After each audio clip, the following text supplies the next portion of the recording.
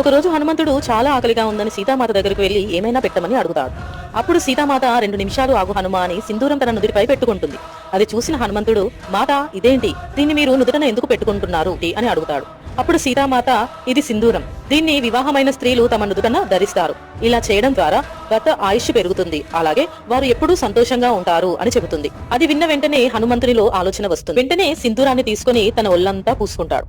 తను శ్రీరాముని వద్దకు వెళ్తాడు. ఒంటి నిండా సింధూరంతో ఉన్న హనుమంతుని చూసి ఎందుకిలా ఒళ్ళంతా సింధూరం పూసుకున్నావు అని శ్రీరాముడు అడుగుతాడు. అప్పుడు హనుమంతుడు ఇలా చెప్తాడు, సీతామాత నుదుట సింధూరం మీ ఆయుష్ని సంతోషాన్ని పెంచుతాయని చెప్పారు, అందుకే నేను ఒళ్ళంతా సింధూరం పూసుకున్నాను. ఇలా చేస్తే మీరు ఎల్లప్పుడూ సంతోషంగా దీర్ఘాయుషుతో ఉంటారు, నేను మీ సేవ చేసుకుంటూ ఉండిపోతాను అని అంటాడు. హనుమంతుడి మాటలకు శ్రీరాముడు సంతోషించి, ఈ రోజు మంగళవారం, నీ భక్తులు ఎవరైతే నీ సింధూర రూపాన్ని ఈ రోజు దర్శించుకుంటారో వారిని నేను ఎల్లప్పుడూ కాపాడుతాను, వారికి ఆయురారోగ్యాలు, సంతోషం మరియు శక్తిని ప్రసాదిస్తాను అని దీవిస్తాడు.